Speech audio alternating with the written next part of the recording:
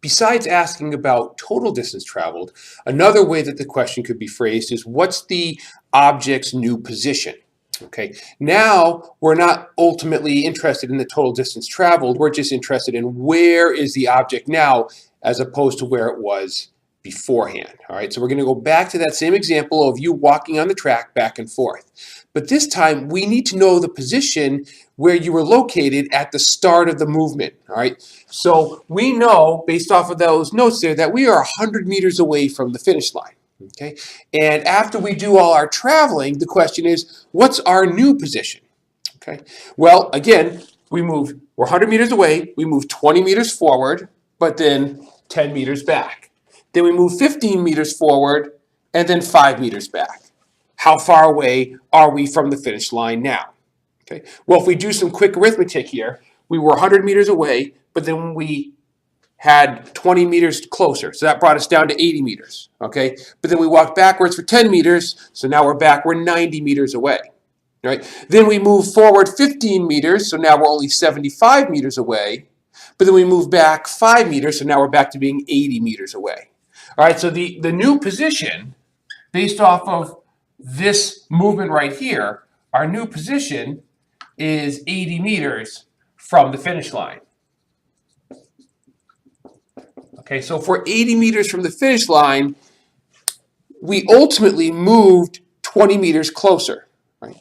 So how do we work all this together? How do we start with 100, get to 80, and use these movements to get into that idea of being 20 meters closer? Okay, that new position. All right, and ultimately, it's a combination of the definite integral, like we had for total distance, but this time we don't want to make everything positive, because if we're moving away from or backwards or to the left or down or whatever it happens to be, we want those values to be negative. So there's not going to be any absolute value this time. It's just going to be the integral from a to b of our velocity function. Okay, no absolute value because we want the negatives to be negative. Okay. But we also need to take into account where we were at the start. Okay, so we need that initial position. Now remember, position is often represented by the variable x. We have x of t is position, v of t right here, that's velocity, a of t is acceleration. So we have our x of t. Now we're interested in the initial position. That's the position at our first time. That's the position at the time that we start moving. That's our time when t is equal to a.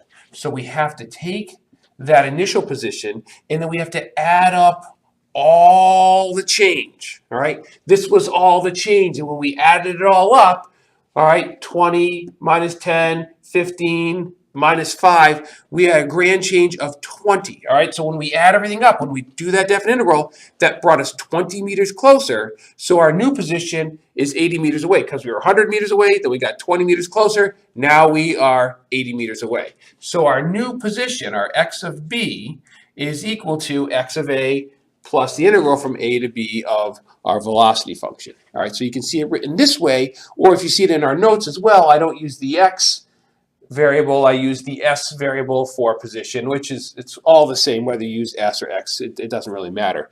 Okay, but it's that same thing that you see on the notes. The key point is to get your new position, start with the old position, and then add the integral of all the velocity. If you put those two together, then you have the new position of the object.